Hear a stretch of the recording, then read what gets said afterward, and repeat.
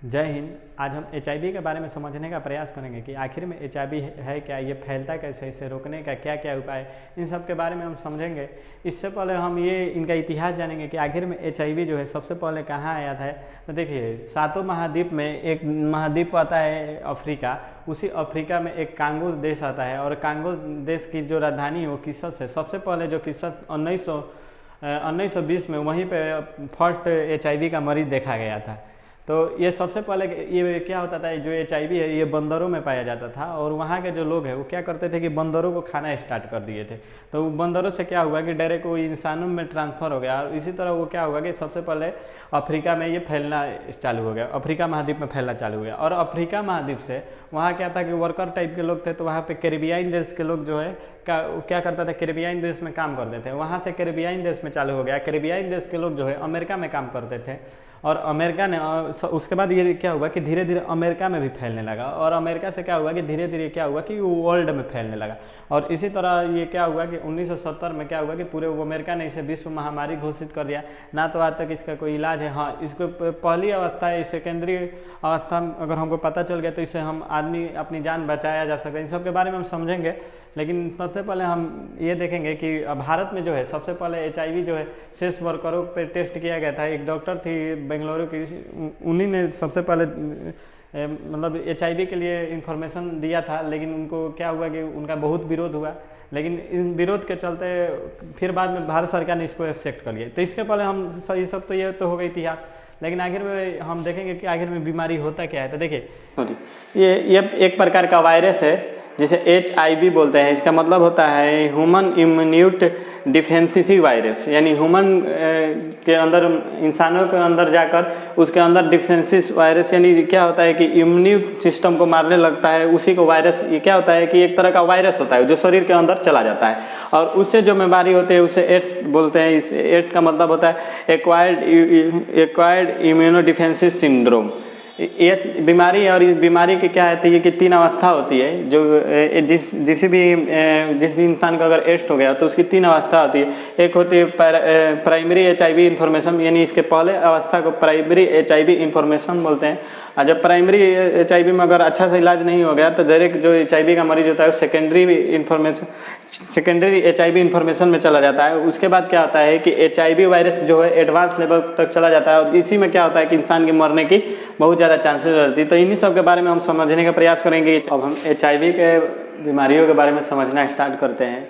इसमें 3 स्टेज इसके पहले हम बताए थे। तो इसमें क्या होता है, सबसे पहले हम प्राइमरी HIV इन्फॉर्मेशन के बारे में समझना स्टार्ट करते हैं। इसमें क्या होता है कि 2 से 3 हफ्तों में आपके पास लक्षण आने लगेगा। मतलब 2 से 3 हफ्ता जैसे ही होगा ना, अगर मानते हैं कि आप किसी के साथ सेक्सुअल, मतलब आप किसी भी संक्रमित आदमी के साथ रिलेशन बनाए हैं, सेक्सुअल रिलेशन बनाए हैं, तो उसमें क्या होगा कि 2 से 3 हफ्तों में क्या होगा कि ये लक्षण आने लगेगा। इसमें लक्षण मेनली क्या क्या आएगा, तो आपको बुखार हो सकता है, दर्द हो सकता है, फिर से आपको डायरिया भी होगा। 2 से 3 हफ्तों में आपको डायरिया भी होगा, उल्टी भी होगा, थकान भी होगा, गले का सूखना होगा, बार बार आपको बहुत प्यास लगेगा, मसल्स में दर्द होंगे, मसल्स जो होता है पेन करने लगेगा। फिर से इसमें क्या होगा कि सूजन भी होने लगेगा और छाती जो है लाल रेशे, मतलब छाती पे जो है एक लाल रेशे जैसे अलग प्रकार की एक चीज़ें दिखाई देने लगेगी। और फिर से जो इसमें का जो बुखार होगा वो ख़त्म ही नहीं होगा। इसका उपचार एक ही है। देखिए, ये अगर आप प्राइमरी स्टेज में है, यानी प्राइमरी HIV इन्फॉर्मेशन, यानी क्या होता है कि फर्स्ट टाइम आपको जैसे ही पता चलता है कि आपको 2 से 3 हफ्तों के बाद अगर जाइएगा, आप जांच करवाएंगे तो आपको पता चल जाएगा कि अगर HIV है तो आप क्या करिए कि इसका उपचार यही है कि anti-HIV ड्रग्स, वो एक इंजेक्शन आता है, वो क्या करेगा कि आपको इंजेक्ट कर देगा। इससे क्या होगा कि मतलब इससे क्या होगा कि बीमारी में थोड़ा बहुत कंट्रोल हो सकता है। तो अब हम सेकेंडरी HIV इन्फॉर्मेशन के बारे में हम समझना स्टार्ट करते हैं। तो देखिए, जैसे ही हम फर्स्ट स्टेज से अगर हम निकलते हैं ना, तो क्या होता है कि उसके बाद अगर हम जांच करवाएंगे, अगर उसमें हमारा वेट कम होने लगता है, इसका सबसे पहला पहचान है कि सेकेंडरी स्टेज में जाने का ही सबसे पहला पहचान है क्या कि इसमें वेट कम होने लगेगा। और वेट कम होने का मतलब ये है कि उसमें का जो T सेल है वो मरने लगते हैं। देखिए, हमारे जो ब्लड होता है ना, वो ब्लड एक ब्लड नहीं है, उसमें बहुत सारे चीज़ों का मिश्रण होता है। उसमें प्लाज्मा आ जाता है, जो द्रव में आ जाता है, ठोस में आपका RBC, WBC, प्लेटलेट्स, और WBC के अंदर ना ये हमारा T सेल पाया जाता है। और ये टी सेल क्या करता है कि अगर कोई भी शरीर में अगर बीमारी होती है ना, मलेरिया वलेरिया कोई भी बीमारी होती है ना, तो ये क्या करता है कि एक तो एंटीबॉडी काम करता ही है, तो साथ ही साथ ये क्या करता है कि टी सेल ही भी कूद पड़ता है और ये क्या करता है कि बीमारियों से लड़ने लगता है, यानी अपने इम्यून पावर को बढ़ा देता है। और जब ये HIV वाला जो वायरस जाता है ना, तो ये क्या करता है कि वो और किसी भी चीज़ को नुकसान नहीं पहुंचाता है, वो क्या करता है कि केवल टी सेल को खोज खोज के मारने लगता है। तो इसमें क्या करता है कि आपके टी सेल जो है इफेक्टेड हो जाते हैं, टी सेल की संख्या जो होती है वो कम होने लगती है। इससे क्या होता है कि अलग अलग बीमारियां होने लगेगी, जैसे कभी आपको लीवर में प्रॉब्लम होगा, कभी किडनी, मतलब बहुत सारी अलग अलग टाइप की बीमारियां होगी, कभी आपका वेट कम होगा, कभी ब्लड की कमी होगी, कभी कुछ, मतलब बहुत सारी इसमें बीमारियां होने लगेगी। इसमें सबसे अच्छा यही है कि आप डॉक्टर के सलाह लेकर ही दवाई लें। कोई अगर आपको बता देता है कि ये दवाई नहीं, आप डॉक्टर का सलाह लीजिए और उसमें दवाई लीजिए। इस स्टेज में भी हम क्या हो सकता है कि अगर सावधानी अगर बरतते हैं तो इसमें भी बचने के चांसेस बहुत ज़्यादा हो सकती है। उसके बाद आता है कि अगर इसमें भी अगर हमारा क्या होगा कि अगर मतलब हम रोक नहीं पाए तो हम क्या होता है कि थर्ड स्टेप में चले जाते हैं। इसको क्या बोलते हैं, HIV वायरस एडवांस। माने इसमें क्या होता है कि ये समझ एक इंसान की आखिरी स्टेप होती है, इसमें बचने के चांसेस नहीं रहते। मात्र 3 साल इंसान इसमें जिंदा रह सकता है, 3 साल। इसमें क्या होता है कि जो टी सेल की जो संख्या होती है ना, वो मतलब ब्लड में जो टी सेल पूरा बॉडी में पाया जाता है वो 500 से 1600 के बीच में पाया जाता है। इसमें क्या होता है कि HIV में जब थर्ड स्टेज में जाते हैं तो टी सेल की संख्या जो होती है वो 200 से कम हो जाती है। तो इसमें भी क्या होता है कि इंसान के जिंदा रहने के चांसेस बहुत कम रहती है। इससे एक बीमारी हो जाता है नमूनिया, जिसमें क्या होता है कि फेफड़े में पानी भरने लगते हैं, जिससे ये HIV क्या होता है कि बहुत खतरनाक हो जाता है और आज तक इसका कोई इलाज भी नहीं है। अब हम देखेंगे कि HIV फैलता कैसा है, इससे क्या क्या अफवाहें हैं, इसका उपचार क्या है, इन्हीं सब के बारे में हम समझेंगे। तो देखिए HIV जो फैलता है वो सबसे पहले क्या होता है कि अगर कोई पीड़िता है उसके साथ अगर असुरक्षित ढंग से अगर सेक्सुअल रिलेशन बनाते हैं, उससे भी HIV फैलने की चांसेस बहुत ज़्यादा रहती है। उसके बाद होता है दूषित ब्लड, यानी कोई आदमी अगर HIV पीड़ित हो, अगर उसका ब्लड, जैसे आप सैलून में जाते हैं तो वो HIV पीड़ित है और उसी ब्लड मतलब HIV पीड़ित वाले व्यक्ति का अगर दाढ़ी बनाया जाता है और उससे क्या होता है कि उसमें ब्लड बहुत सारे लग जाएंगे और वो भी वही ब्लड है, आपका भी अगर दाढ़ी बनाया जाता है तो उससे भी फैलने के चांसेस जाते हैं। तो इसलिए इन सब छोटी छोटी चीज़ों पर ध्यान दीजिएगा।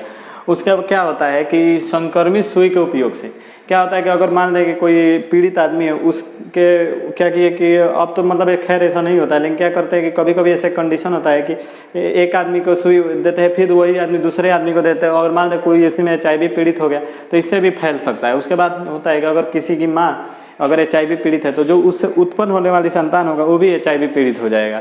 और अब बात करते हैं कि इससे क्या क्या अफवाहें हैं। तो देखिए इसके साथ बहुत सारे अफवाहें, भारत में अगर अफवाह नहीं रहेगा तो काम कैसे चलेगा। तो इसके साथ बहुत सारे अफवाह, इसमें क्या है, बहुत सारे अफवाह में क्या क्या आता है आगे साथ साथ खाना खाने से HIV आप पॉजिटिव हो जाएगा। ऐसा नहीं होता है कि अगर आपकी कोई HIV पीड़ित वाला आदमी है अगर उसके साथ अगर आप खाना खाते हैं तो आप भी HIV हो जाएंगे, ये नहीं हो सकता। और हाथ मिलाने से, गले मिलने से ऐसा भी नहीं होता कि आप किसी HIV पीड़ित आदमी से अगर गले मिलते हैं, हाथ मिलाते हैं तो आप पीड़ित हो जाएंगे, ऐसा कोई दिक्कत नहीं होगा। और टॉयलेट का उपयोग करने से, अगर एक ही बाथरूम अगर आप लोग यूज करते हैं तभी भी ऐसा नहीं होगा कि वो आदमी जो है संक्रमित है तो आप भी संक्रमित हो जाइए। उसके बाद आता है मच्छर या जानवर की मकोड़े को काटने से क्या होता है कि मच्छर जो है ब्लड लेता है, आपको भी काटेगा, उसको भी काटेगा। कोई मान ले कि संक्रमित आदमी को काट लिया और फिर वो आपको भी काटेगा, तो इससे मच्छर से भी नहीं फैलता है। और इसके बाद क्या होता है कि खांसी या छींक, मान ले कोई पीड़ित आदमी अगर खांसता है और छींकता है तो इससे भी क्या होता है कि HIV नहीं फैलता है। इससे डरने की कोई बात नहीं है। ये सब अफवाहें हैं जो भारत में बहुत ज़्यादा है, उससे इसका क्या है कि इसके उपचार के बारे में बात कर लेते हैं कि आखिर में इसका उपचार क्या है। तो देखिए इसका सबसे बड़ा उपचार है कि आप जितना बच के रहिएगा यही सबसे आपके लिए फ़ायदा है। अगर आप जितना बच के रहिएगा वही आपके लिए फ़ायदा है। लेकिन अगर फिर भी अगर आप नहीं है तो करते तो आप एक आता है क्या कि रेट्रोवायरल थेरेपी के द्वारा ही आपको HIV से थोड़ा बहुत राहत दे सकता है, ठीक नहीं कर सकता है, बहुत थोड़ा बहुत राहत दे देगा।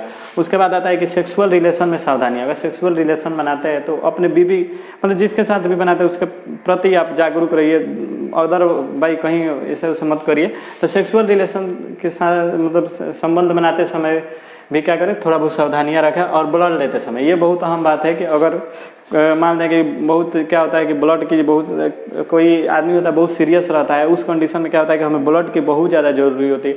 उस कंडीशन में हम जल्दी जल्दी में ये समझ नहीं पाते हैं और किसी का ब्लड मिलता है हम लेकर चढ़ा देते हैं। उस समय क्या होगा कि ब्लड का जाँच कर लीजिए कि वो HIV पॉजिटिव है या नेगेटिव है। अगर पॉजिटिव है तो भाई उसका ब्लड नहीं लीजिए, नहीं तो वो आप जिसको ब्लड आप जीवन बचाने जा रहे हैं वो खुद ही जीवन देकर उसको मार कर चले आएंगे। तो आई होप आप लोग को समझ में आया होगा, आशा करता हूँ। तब तक के लिए जय हिंद।